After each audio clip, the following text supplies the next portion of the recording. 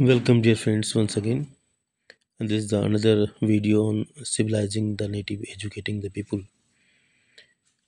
आज का जो टॉपिक है हमने लिया है English Education act 1835। English Education act 1835 जो अंग्रेज़ों की जो शिक्षा प्रणाली थी, उस शिक्षा प्रणाली को लागू करने का जो वर्ष था वो 1835 था। एक्ट आया और उस एक्ट के परिणाम स्वरूप इसको लागू किया गया। और इसको इसको हम मैकाले की शिक्षा पद्धति के नाम से भी जानते हैं। और अगर डॉक्टर एपीजे अब्दुल कलाम को मैं कोट करूं तो डॉक्टर एपीजे अब्दुल कलाम हमेशा कहते थे कि भारत की शिक्षा व्यवस्था की दशा और दुर्दशा, भारत के समाज की दिशा और दुर्दशा, भारत की राष्ट्र की प्रगति सब कुछ डिपेंड करती है मैकाले की शिक्षा पद्धति पर। और मैकाले की शिक्षा पद्धति ने जिस तरीके का वातावरण किया बनाया, मैकाले की शिक्षा पद्धति जिस काल में आई, अगर थोड़ा सा भी हम अपने पास कॉमन सेंस रखते हैं, थोड़ी सी भी समझ रखते हैं इतिहास की, तो जिस काल में वो आई, मतलब 1835 का काल था, जो कि अंग्रेज़ों का काल था। अंग्रेज़ कौन थे? अंग्रेज़ कॉलोनियल पावर्स थे, इम्पेरियलिस्ट नेशन था इंग्लैंड। तो एक common sense, minimum common sense का व्यक्ति भी इस बात को समझ सकता है कि ये कॉलोनियल पावर दूसरे कंट्रीज पर जब जाकर अपना कोई शिक्षा पद्धति लाती है तो उस शिक्षा पद्धति का उद्देश्य क्या हो सकता है। एग्जैक्टली राइट, आपके मन में जो प्रश्न उत्तर आ रहे हैं उसी उत्तर को मैं आवाज़ दे रहा हूँ। निश्चित रूप से उसका उद्देश्य केवल और केवल अंग्रेज़ों की भलाई, भारत का विनाश और भारत में एक ऐसे वर्ग का निर्माण करना था जो देखने में भारतीय, सोचने में अंग्रेज, और यही अंग्रेज आज भारत के लिए, भारतीय अंग्रेज जिसको कहा जाए, वो अ, भारत की समस्याओं की जड़ में हैं। अंग्रेज तो चले गए लेकिन अंग्रेजियत नहीं गई। मतलब मैकाले आज भी जिंदा है हमारे सो कॉल्ड पढ़े लिखे लोगों के रूप में, इंटेलेक्चुअल के रूप में। तो English Education act 1835, the English Education Act was a legislative act of the Council of India in 1835, ठीक है, giving effect to a decision in 1835 by William Bentinck, fourth Duke of Portland, the then Governor General of British India, to reallocate funds the East India Company was required by the British Parliament to spend on education and literature in India। Bharat में साहित्य, भारत में शिक्षा के प्रगति, so called प्रगति, ठीक है, प्रगति के लिए, भारत में शिक्षा के विस्तार के लिए, भारत में शिक्षा को फैलाने के लिए विलियम बेंटिक ने एक जो काउंसिल थी उसमें इस बात पर जोर दिया, एक अलग से फंड स्थापित करने की बात हुई, ज़्यादा से ज़्यादा फंड देने की बात हुई, जिससे भारत में शिक्षा, भारत में लिटरेचर, साहित्य का विकास हो सके। ठीक है, एक ऐसा साहित्य जो विज्ञान सम्मत हो, जो आधुनिक विश्व की तरफ ले आता हो भारत को, ऐसा एक प्लान किया गया।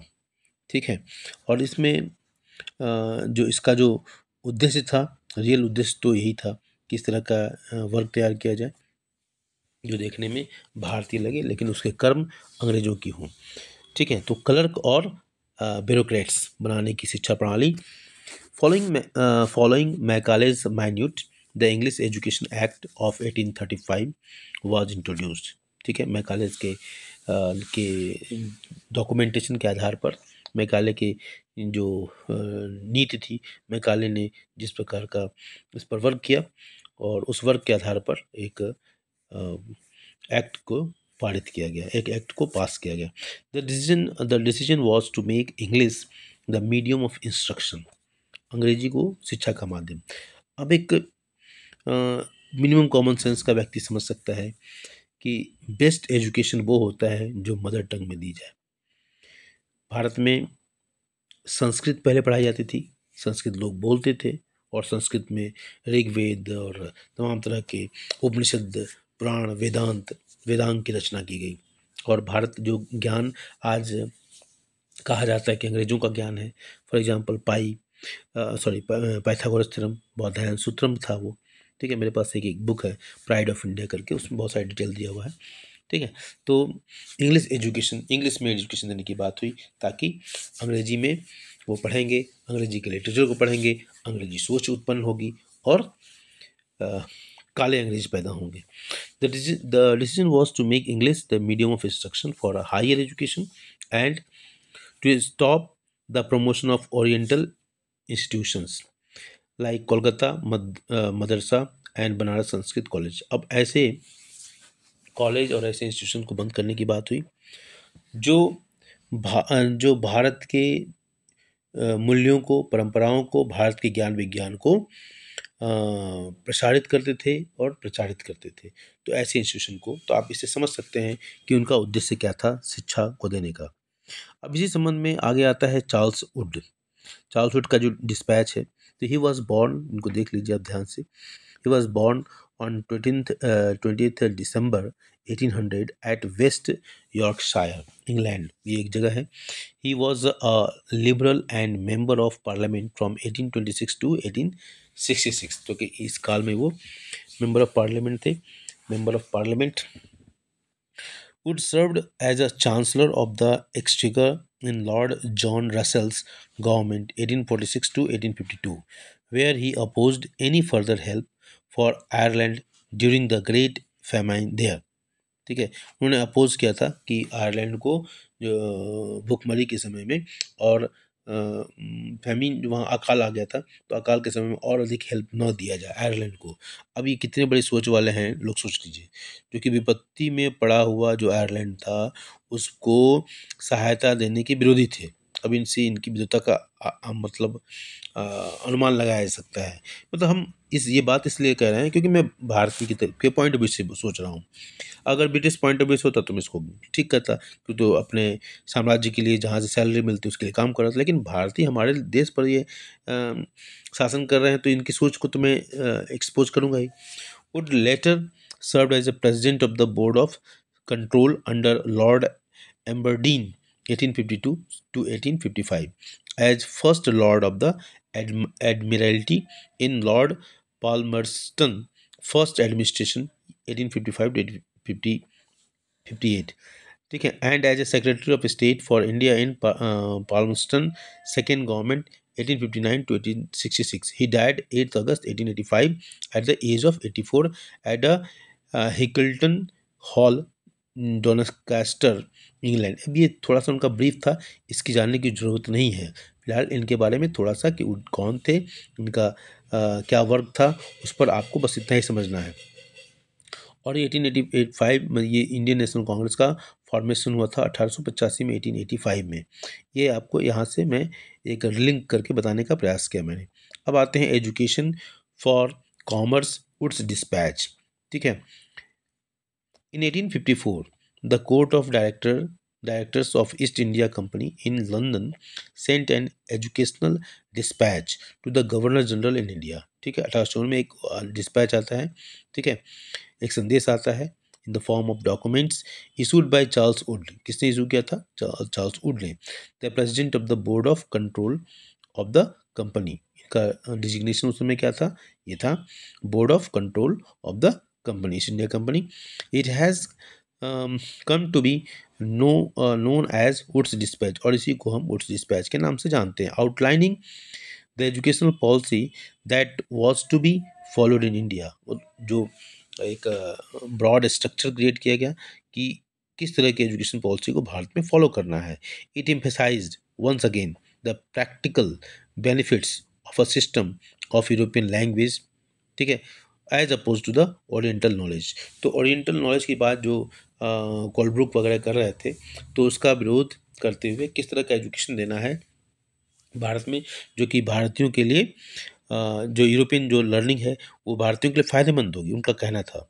ठीक है, और उन्होंने ओरिएंटल जो लर्निंग है और नॉलेज है उसको, उसका विरोध करते हुए उन्होंने एक डिस्पैच भेजा जो कि यूरोपियन सिस्टम पर आधारित था। One of the practical uses the dispatch pointed to was economic. ठीक है, वो जो भी प्रैक्टिकल यूजेस था डिस्पैच ने किस बात जो पॉइंट आउट किया वो है आर्थिक। तो ये आर्थिक कारण थे, ठीक है। European learning it said would enable Indian to recognize the advantages that flow from expansion of trade and commerce and make them see the importance of developing the resources of the country। तो भारत के विकास के लिए, आर्थिक और वाणिज्यिक विकास के लिए ज़रूरी था कि भारत में उस तरह की शिक्षा व्यवस्था की जाए जो भारतीयों के लिए फ़ायदेमंद हो, जो ट्रेड और कॉमर्स को बढ़ाने वाला हो। तो उसने एक आर्थिक पक्ष की ओर पॉइंट आउट किया कि वो डिस्पैच में किस चीज़ पर फोकस किया गया, तो वो आर्थिक पक्ष पर, इकोनॉमिक एस्पेक्ट पर पॉइंट आउट उसने किया, ठीक है। उसी पॉइंट को नीचे वाले लाइन में इसको एम्फेसिस किया जा रहा है। European learning it said would enable Indians to recognize the advantages that flow from expansion of trade and commerce and make them see the importance of developing the resources of the country। अब आते हैं education for commerce. उस dispatch का detail देखेंगे हम। Introducing them to European ways of life, भारतीयों को European तरीके से देखना, समझना, रहना, ठीक है।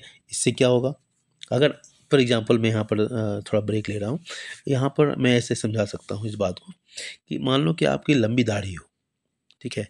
तो आपकी लंबी दाढ़ी होने से क्या नुकसान हो सकता है आर्थिक दृष्टिकोण से, आप देखो इकोनॉमिक पॉइंट ऑफ व्यू से। सेविंग क्रीम वो नहीं बिकेगा, ठीक है।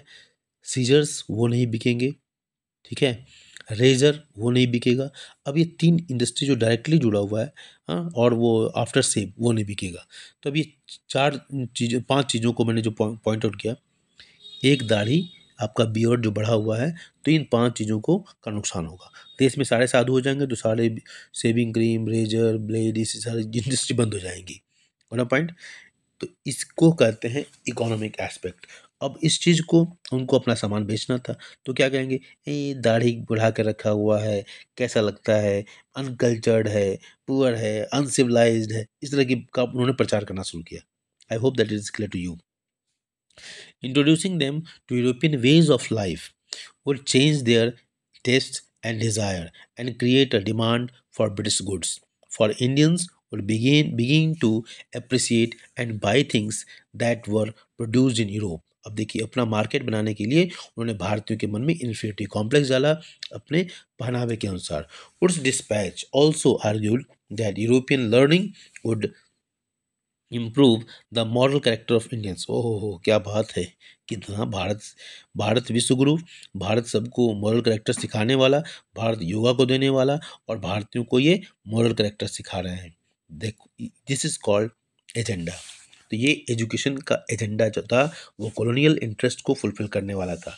और मैं यहाँ जोर देना चाहूँगा, अभी जो न्यू एजुकेशन पॉलिसी आई है, I thanks to the prime minister और prime minister that he introduce such a dynamic policy which can make India really a world power अगर if truly implemented, ठीक है। and it needs support from every stakeholders।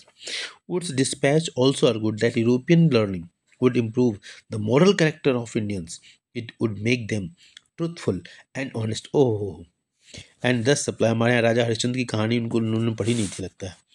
and thus supply the company with the civil servants who could be trusted and depended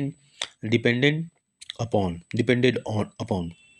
मतलब आपको मिला के आप ये समझ लीजिए, बिल्कुल क्लियरिटी अब आ चुकी है कि वो ऐसे भारतीयों को पैदा करना चाहते थे जो ट्रूथफुल हों, ओह, ऑनेस्ट हो, किसके लिए, अंग्रेजों के लिए, कंपनी के लिए, न कि इंडिविजुअली। ओके, ये रियल उद्देश्य इनका ही था। The literature of the East was not only full of grave errors, बहुत खराब था, चिच्छी था। It could also not instil in people और develop the skills required for administration, ठीक है। और भारतीयों में वो स्किल नहीं था कि वो एडमिनिस्ट्रेशन कर सकें। अब इस एडमिनिस्ट्रेशन, हमारे यहाँ अशोक हुए, हमारे यहाँ चाणक्य हुए, हमारे चंद्रगुप्त हुए, ये एडमिनिस्ट्रेटर नहीं थे क्या? लेकिन वो एडमिनिस्ट्रेशन कैसा, जो अंग्रेजों के उद्देश्य को पूरा करने वाला एडमिनिस्ट्रेशन हो, जो यूरोपियन स्टाइल का एडमिनिस्ट्रेशन हो, उस तरह के एडमिनिस्ट्रेशन की जानकारी नहीं थी और वो उनके उद्देश्य को पूरा करने वाला होता। तो इस पर यहाँ चर्चा की जा रही है।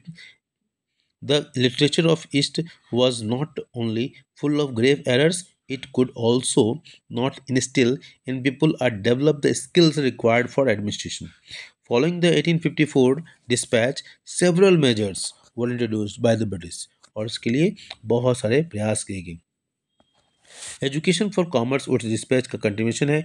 Education departments of government were set up to extend control over all matters regarding education. सारे विषय वस्तु, सारे मामलों को देखने लगे ये. ठीक है.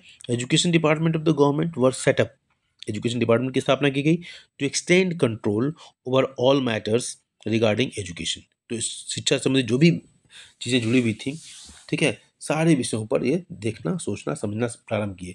अब इन्हीं बातों को लेकर लोग समझते हैं कि भारत में एजुकेशन अंग्रेजों की देन है और इस तरह की बातें करते हैं, जबकि वो भूल जाते हैं गुरुकुल सिस्टम को, भूल जाते हैं पाइथागोरस बोधायन सूत्रम को, वो भूल जाते हैं डेसिमल को, भूल जाते हैं पाई के ज्ञान को. ठीक है, वो भूल जाते हैं एस्ट्रोनॉमी को, तमाम चीज़ें भूल जाते हैं. और एक खास अप्रोच के तहत जो लॉयल जो सिटीजन्स थे, जो सिटीजन जो बन गए हैं, जो अंग्रेज़ों के लॉयल हैं, ठीक है, वो फॉरेनर्स जितने भी अटैकर्स हैं, इन्वेडर्स के लॉयल बन चुके हैं. ठीक है, उसका परिणाम है कि इस तरह की बातें होती हैं और अपने नेटिव नॉलेज को वो इग्नोर कर रहे हैं. मतलब जिसको ओरिएंटलिस्ट ने समझा कि भारत का ज्ञान विज्ञान कितना महान है और उसको प्रचारित और प्रसारित करने की ज़रूरत है, उसको खुद अंग्रेज भारतीय जो पैदा हुए हैं, वो उसको ख़राब कर रहे हैं, उसको बंद करने की बात कर रहे हैं, उसको दरकिनार कर रहे हैं, उसको साइडलाइन कर रहे हैं. अब इस तरह की भावनाएँ हम देख रहे हैं. आज़ादी के 75 साल बाद इस तरह की सोच जनरेशन पैदा हो चुकी है.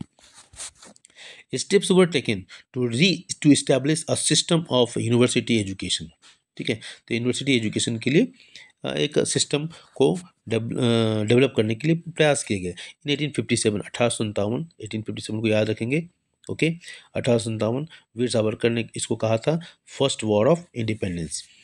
ये 1947 1757 1757 बैटल ऑफ पलासी के 100 साल बाद ये हुआ था.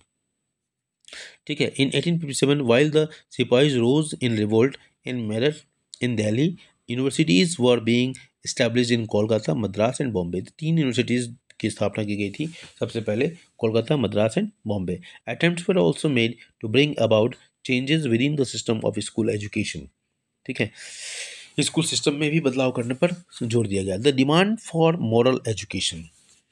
The arguments for practical education was strongly criticized by the Christian missionaries in India in the 19th century.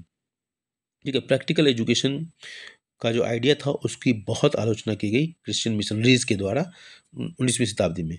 The missionaries felt that education should attempt to improve only through Christian education. उनका मानना था कि education को Christian education के द्वारा ही इसको सुधारा जाए. Missionaries felt that education should attempt to improved only through a Christian education के द्वारा ही एजुकेशन में सुधार या उसको अच्छा किया जाए. Until 1813, ठीक है, 1813 तक the East India Company was opposed to missionaries activities in India. ठीक है, the East India Company was opposed, East India Company का विरोध किया गया. किसके द्वारा? मिशनरीज एक्टिविटीज के द्वारा. It featured that missionary activity would provoke reaction among the local population and make them suspicious of British controlled territories. The missionaries set up a mission at Serampur in an area under the control of the Danish East India Company. अब देखिए पूरा एक project आपको धीरे समझ में आएगा. Until 1813 1813 तक the East India Company was opposed. ठीक है, East India Company was oppose to missionary activities India. तो ईस्ट इंडिया कंपनी ने, सॉरी मैंने गलत बोल दिया था पहले, East India Company was oppose to missionaries activities India. ठीक है, तो मिशनरी एक्टिविटीज का विरोध किया. क्यों विरोध किया? कि मिशनरीज एक्टिविटीज जो होगी उसके द्वारा जो लोकल के मन में अंग्रेजों के प्रति घृणा का भाव आएगा, क्योंकि उनके धर्म परिवर्तन वगैरह से जुड़े हुए बातें थी. ठीक है, मिशनरीज ने एक मिशन सेटअप किया था कहाँ? Serampore in area under the control of the Danish East India Company. Danish East India Company के नियंत्रण में एक मिशन स्थापित किया श्री रामपुर में. अ printed press was setup in 1800 and a college established in 1818. ठीक है, अब इन्होंने 1800 में एक प्रिंटेड प्रेस की स्थापना की. अब देखो प्रिंटिंग प्रेस की स्थापना में उन्होंने क्या किया, अपने धार्मिक प्रचार, अपने मिशनरीज का प्रचार, अपने मिशन का प्रचार करने के लिए, धर्म का प्रचार करने के लिए, ईसाइयत का प्रचार करने के लिए उन्होंने प्रिंटिंग प्रेस का सहारा लिया और भारत के लिटरेचर में बहुत कुछ मिलावट की गई और उस मिलावट के आधार पर भारतीय लोगों का विश्वास भारत के लिटरेचर से और गलत सलत जानकारी, जो लोग नहीं मूल लिटरेचर को पढ़े थे, जो अच्छे स्कूलों में नहीं पढ़ पाया, गुरुकुलों में नहीं पढ़ पाया, जो अच्छे विद्वानों के साथ नहीं संगत में नहीं रहे, वो उन्हीं चीज़ों को समझते गए कि यही सही है। और इसी तरह का किसी ने कहा कि मनुस्मृति में भी इस तरह की मिलावट की गई और गलत, जो मनुस्मृति को बार बार कोट किया जाता है कि उसमें कुछ बातें ऐसी हैं जो हमारे दलित समुदाय के खिलाफ हैं। तो इस तरह की बातें आज भी ऐसे बहुत सारे लिटरेचर मिल रहे हैं जिसमें बहुत सारी मिलावटें हैं। तो इस वजह से भारत की सभ्यता संस्कृति पर बहुत तरह के अटैक किए गए। Printed press was setup in 1800 and college established in 1818 over the 19th century। यहाँ पर थोड़ा सा मुझे कुछ डाउट लग रहा है, कॉलेज established in 1818, थोड़ा सा मुझे ये डाउट हो। भारत में कॉलेज की एक लंबी श्रृंखला है। अर्ली 1800 से इन्होंने कॉलेज स्थापना शुरू हो गई थी। तो फर्स्ट 3 कॉलेज यूनिवर्सिटीज़ इस्टेब्लिश हुआ था 1857 में। और ये देखो पूरा एक इतिहास है। 1800 में फोर्ट विलियम कॉलेज की स्थापना हुई थी। एस्थेटिक सोसाइटी ऑफ बंगाल, ये एक लंबी लिस्ट है। हिंदू कॉलेज, श्री राम कॉलेज 1818, ठीक है, श्री रामपुर कॉलेज, इसी की चर्चा हो रही थी अभी हमने जो कहा, जो मुझे थोड़ा डाउट हो रहा था, इसलिए मैंने कहा कि नहीं इसको देख लिया जाए। तो आप समझ गए होंगे। तो ये हुआ हमारा। अब over the 19th century missionary school were set up all over India. अब देखो मिशनरी स्कूल की स्थापना पूरे भारत में उन्होंने किया। इसका पर्पस क्या था? इंग्लिश एजुकेशन, मिशनरीज एजुकेशन के द्वारा भारतीय की सोच संस्कृति में बदलाव लाना, ठीक है, जो कि ईस्ट इंडिया कंपनी और उसके इंटरेस्ट को प्रमोट कर सके। The demand for moral education after 1857, however the British government in India was reluctant to directly support missionary education, ठीक है, मिशनरी एजुकेशन को सपोर्ट करने के बहुत विचार में नहीं थे, ठीक है। British government in India was reluctant, मतलब यहाँ पर विलिंग के सेंस में है, नॉट विलिंग, हेजिटेंट, इस तरीके से सेंस में है। तो after 1857 however the British government in India was reluctant, not willing to directly support missionary education. There was a feeling that any strong attack on local customs, practices, beliefs, and religious ideas might enrage native opinion। तो यही कारण था कि वो direct नहीं, लेकिन वो काफ़ी हेल्पफुल रहा। मिशनरीज ने जो चेंज किया, ग्राउंड लेवल पर मिशनरीज काम करते रहे, लोगों की सोच एक ऐसा लॉयल सिटीजन पैदा कर दिया जो अंग्रेज़ों के की लॉयल्टी करते हैं, और आज भी ऐसे बहुत सारे लोग लॉयल्टी दिखाते हैं, ठीक है। तो ये इसका एक फ़ायदा ये होता है कि अगर आप किसी देश की संस्कृति में परिवर्तन करते हैं, छेड़खानी कर देते हैं संस्कृति के साथ, उसकी सोच को बदलते हैं, उसके धर्म को परिवर्तन कर देते हैं, तो एक अलग तरह के सिटीजन तैयार हो जाते हैं। William Carey, he was born on 17 August 1761, Paulerspury, England. Paulerspury एक जगह है इंग्लैंड में। He was a Scottish missionary known as father of modern mission. अब ये देख लीजिए, एक क्वेश्चन यहाँ से निकल सकता है, फादर ऑफ मॉडर्न मिशंस, ठीक है। पॉल्सबरी में जन्म लिए हुए ये स्कॉटिश मिशनरी थे, ठीक है। He was one who helped establish the Serampore mission. He also translated Bible Bengali, okay, ठीक है, बंगाली में बाइबल इन्होंने इसको ट्रांसलेट किया, Sanskrit and numerous other languages and dialects. He died on 9 June 1834 at the age of 72। Serampore में ही इनकी मृत्यु हो जाती है। The report of William Adam, ये भी एक इम्पॉर्टेंट है। Adam found that there were over 1 lakh pathshala in Bengal and Bihar. अब देख लीजिए हमारे यहाँ एजुकेशन का अवेयरनेस देख लीजिए, 1 लाख पाठशाला। किस ज़माने की बात हो रही है? 1800 अर्ली 18th सेंचुरी और 1835 के आसपास की बातें हो रही हैं, ठीक है। Adam found that there were over 1 lakh pathshala in Bengal and Bihar. There were small institutions with no more than 20 students. हम एनईपी में बात करते हैं, न्यू एजुकेशन पॉलिसी में हम 30-32 बच्चों की बात करते हैं। और यहाँ देख लीजिए 20 बच्चे। अब कि सोच लीजिए क्वालिटी टीचर्स का लेवल देख लीजिए, बच्चों का लेवल क्या होगा जब ये रेशियो होगा, टीचर स्टूडेंट रेशियो। तो there are small institutions with no more than 20 students each, but the total number of children being taught in these पाठशालास was considerable, over 20 lakhs। आप सोच लीजिए। These institutions were set up by wealthy peoples or local community। देख लीजिए community approach Bharat में, भारत के लोग शिक्षा के प्रति कितने सजग थे। ये तो भारत में गरीबी आती गई, कास्टिज्म, ये सब सारी चीज़ें दुर्गुण गरीबी की वजह से उत्पन्न हुआ। और ये ऐसा दिखाया गया कि भारत के समाज में शुरू से है, अनंत काल तक है। At times they were started by teacher guru. The system of education was flexible। बहुत ही फ्लेक्सिबल था। आज हम सीबीएसई बहुत फ्लेक्सिबिलिटी देती है, आप स्ट्रीम को चुनाव करने में बहुत फ्लेक्सिबल हो सकते हैं। Few things that associate with schools today were present in the pathshalas at the time. There were no fixed fee, no printed books, no separate schools buildings, no benches or chairs, no blackboards, no system of separate classes, no roll call registers, no annual examinations, and no regular timetable. But still, India discovered, worked in the astronomy, Baudhayana Sutram जिसको Pythagoras theorem कहते हैं, पाई, decimal and क्या नहीं। Iron pillar में आज भी rusting नहीं लगता है। What kind of technology Indians had? In some places, classes were held under a banyan tree. In other places, the corner of village shops or temple or at the guru's home. Dedicated people. The report of William Adam. Fee dependent on the income of parents। अब देख लीजिए, यहाँ पर देख लीजिए, ये देखिए dynamic system देख लीजिए। हमारे यहाँ एक वर्ग को फी बिल्कुल नहीं लगता है, चाहे वो कितना भी धनी हो, और एक वर्ग को फी देना पड़ता है, चाहे वो कितना भी गरीब हो। आप सोच लीजिए भारत का पुराना सिस्टम अच्छा है कि आज का सिस्टम अच्छा है। Fee dependent on the income of the parents.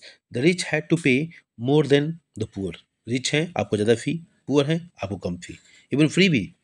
Teaching was oral and the guru decided what to teach.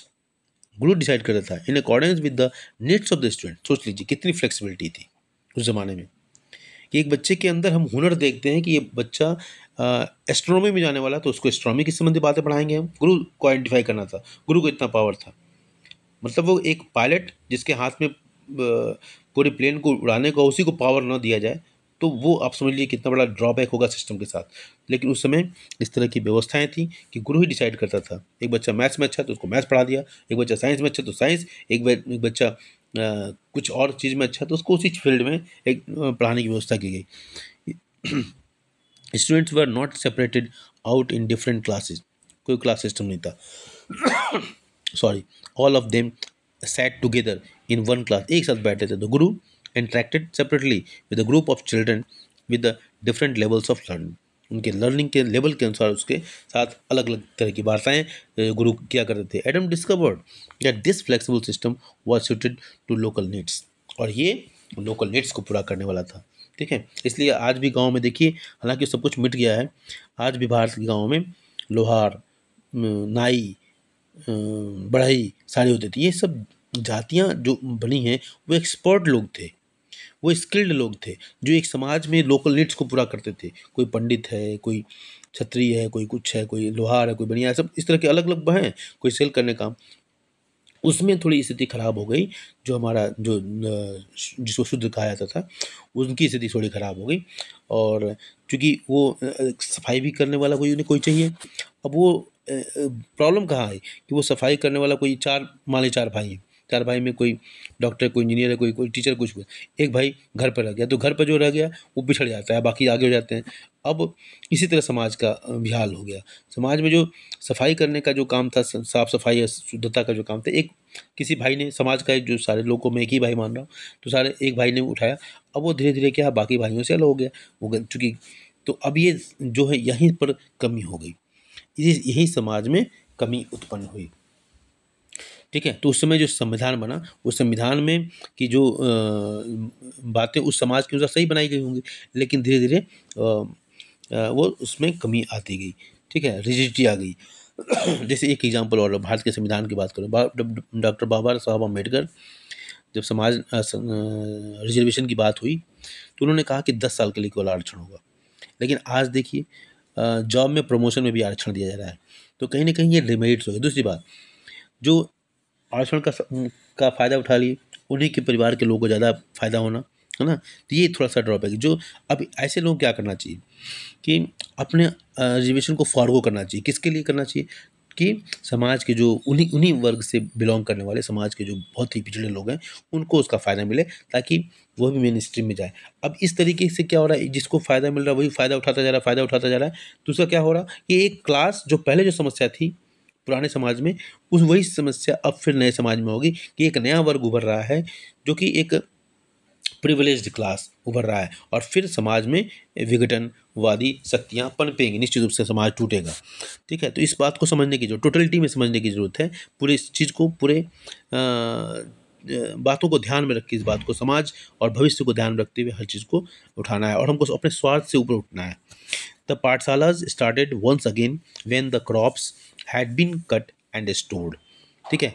This मेंट, मतलब आप समझ लीजिए कि जब काम हो रहा है, खेतों में काम करने वाले काम करने लगे। ठीक है?